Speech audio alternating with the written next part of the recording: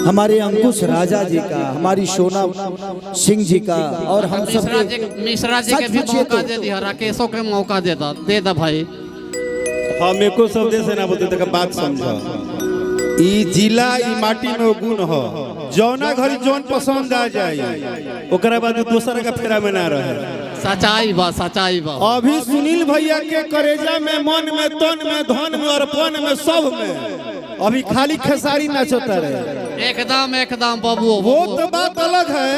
आप लोग नया बनता रंगदार, रंगदारों के भत्तार हवे राजा हो।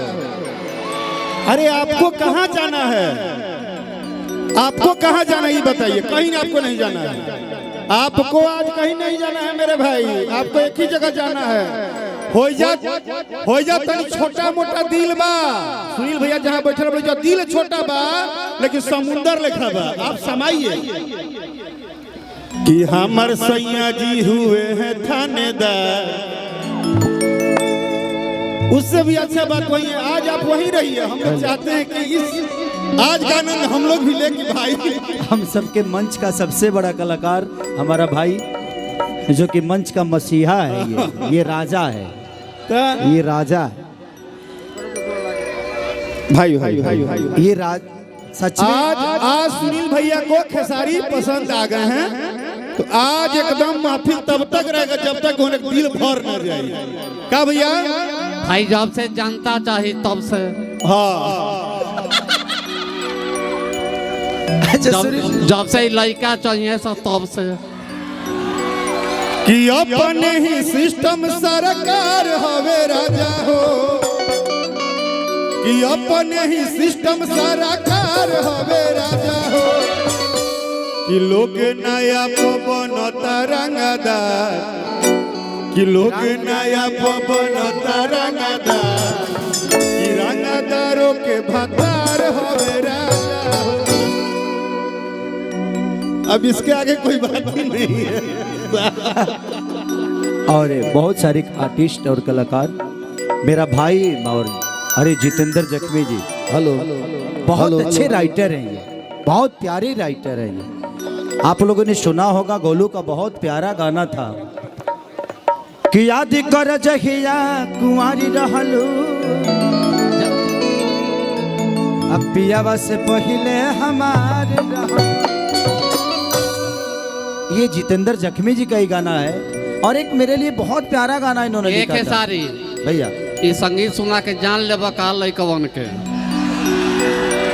आधा तय में कुंवारे बड़न सा।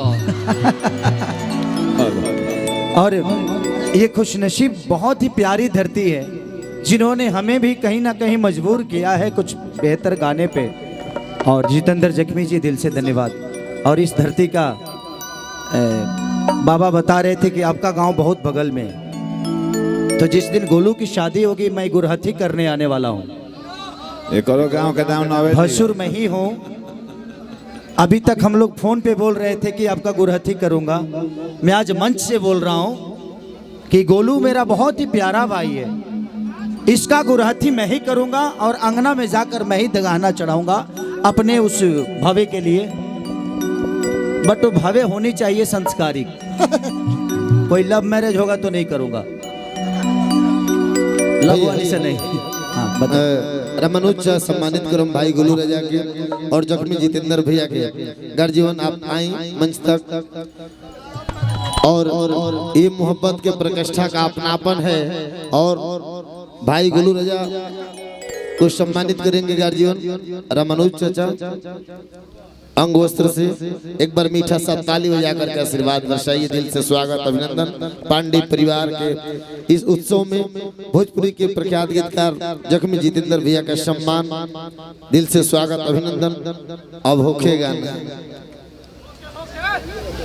सुनील भैया, हम बहुत केसारी बाबू भैया अभी गोलू आइल बा, तने ओकरा ले पूछ कि विंध्याचल में ओकरी गाना सुनाउत रहे जान तने का टेबुल पर बजा के कौन सुनाउत रहे? ए गोलू जी अंकल जी।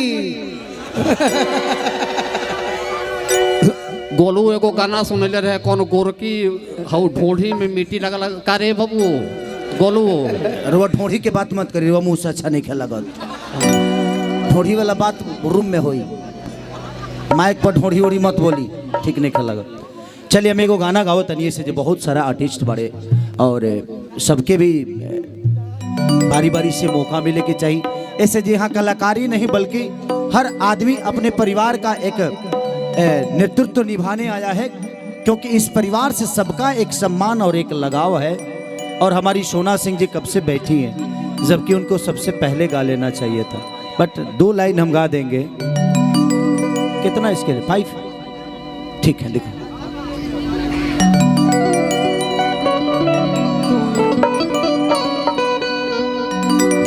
कि डोली लेके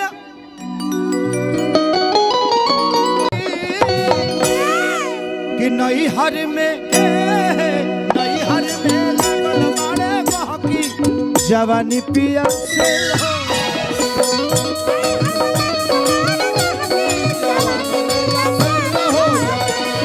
नई हर में लगल मारे बहकी जवानी पिया से हो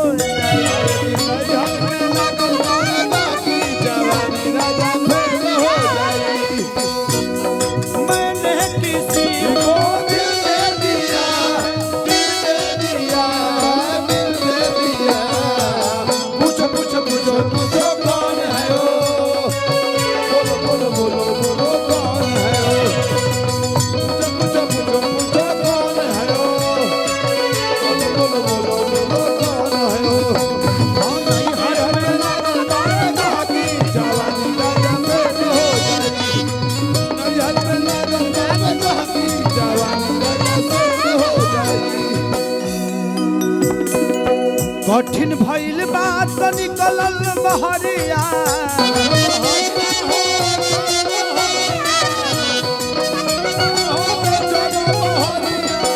केहू गोर गाल छुए केहू कमरिया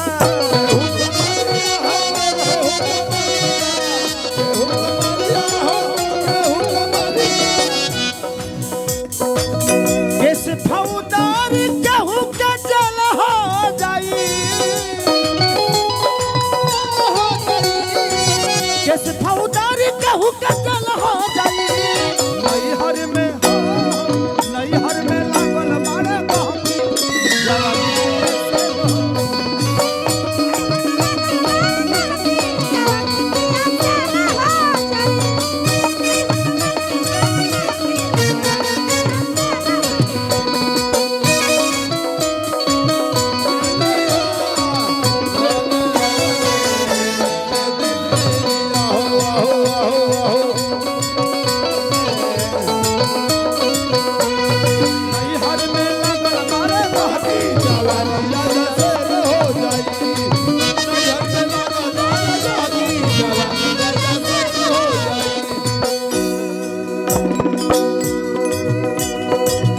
सैया खेसारी तू रहबा नयंदा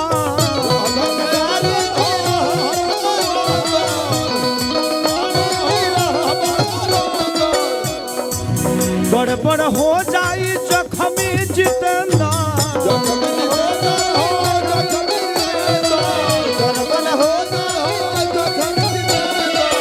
गड़बड़ हो जाई जखमी जितेंदा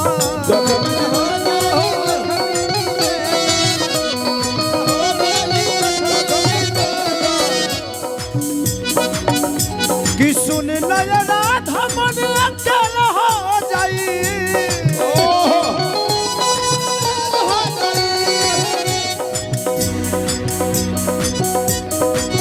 कि तहरा बगिन के डट फैल हो जाई नैहर में लागल मारे बहकी जवानी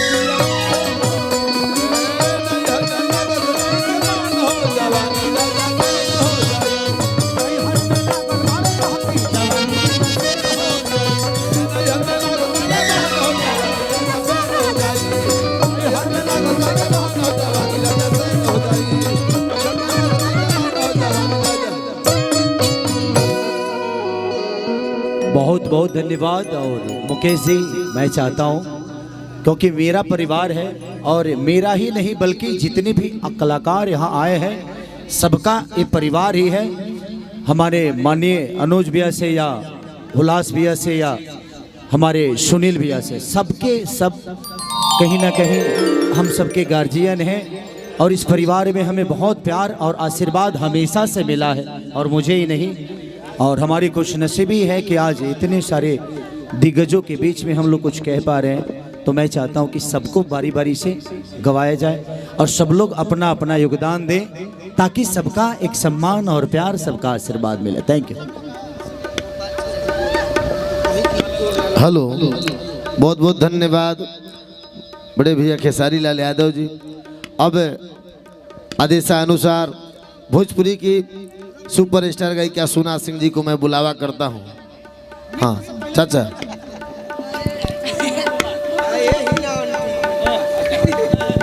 हेलो, एमएलसी साहब जहाँ भी हैं हमारी आवाज़ सुन रहे हैं। 51,000 रुपया से खेसारी बाबू को जो है स्वागत किया जाए। सोना सिंह जी प्लीज। एमएलसी साहब 51,000 रुपया खेसारी बाबू को भेजवा दिया जाए। हो गया भैया, वहाँ हो गया। जा रहे हैं, आशीर्वाद लेंगे, सब हो जाएगा। चलिए ठीक। थोड़ा रुकिए, आप लोग सेल्फी हटाइए तो पहले। और सभी कलाकार को मौका खेसारी